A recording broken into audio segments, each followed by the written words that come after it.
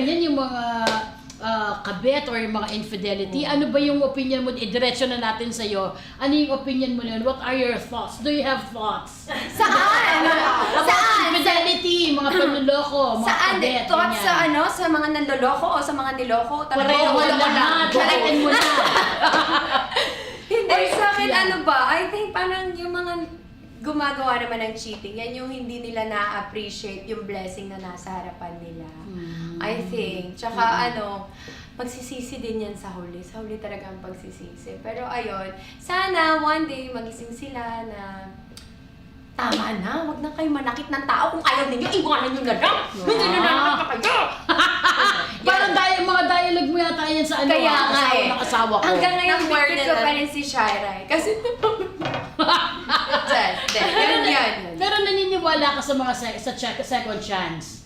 Yes, of course. Ano naman, kung ang Diyos nga nagpapatawad, syempre Yes. tayo din, dapat maging forgiving din tayo. Pero ayun nga, syempre, huwag naman sana yung pinatawad mo na ito sulit. Oo nga. Yun kapag ka ang reason ng breakup ninyo dahil nag-cheat. ng Sila na ilang yung may beses. problema, no? Oo, sila na. At dahil sumagot ka, ikaw ba naniniwala Okay, ayan ka sa na. infidelity? Naniniwala sa Hindi. Minsan. Ano yung thoughts? Ito naman na, iba naman lang. Ay, joke. What are your Go. thoughts about yung speaking of kabet or infidelity? Like yung sinabi ni Lizelle, yung mga taong nag-cheat, for me, feeling ko insecure sila sa sarili nila. Kasi parang hindi sila kontento. So, hanap sila ng hanap ng iba.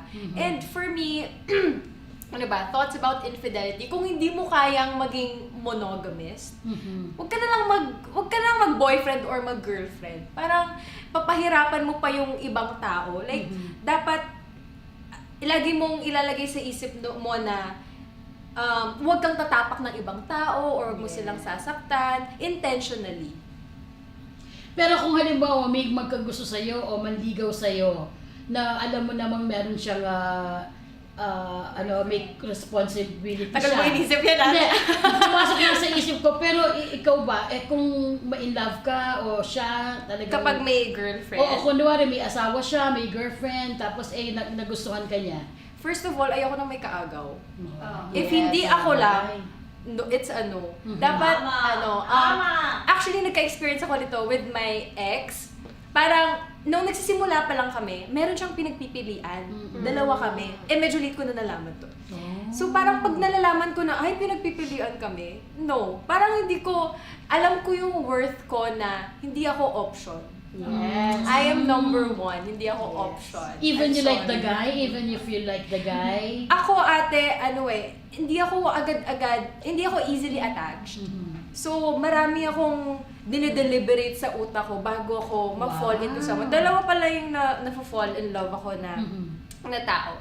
And for, matagal ako, di ba, as an introvert, matagal ako makipag-friends. Parang matagal ko ma-develop yung trust ko sa tao. So, ganun din kapag romantic relationship. Who are those two naging love? Ay, wag na nating pangalanan! Initial lang, initial. Wag na! Wala naman sa industriyang to. Wow, anong showbiz. Showbiz. Pero are you ready to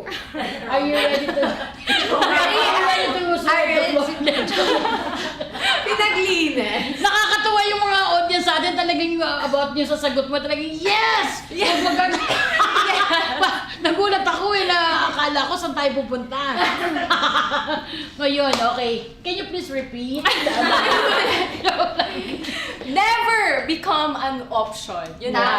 Hindi kayo pwedeng maging option. Like, taasan nyo na onti yung standard nyo, guys. Wow. Grabe na, pero malaki, malawak po siyang usapin talaga about infidelity, about kabet, mga ganon.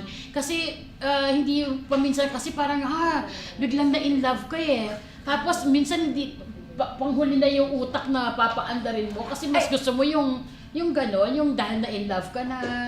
Love is a choice. Wow, Yes. grabe naman. Do you have a choice? Ladies, Oh. Kakasagot na siya. Ganun na siya. Ang cute ni Lizelle. Ang baka kunin kang ano Oh, baka naman. baka ituloy mo yung ano, yun.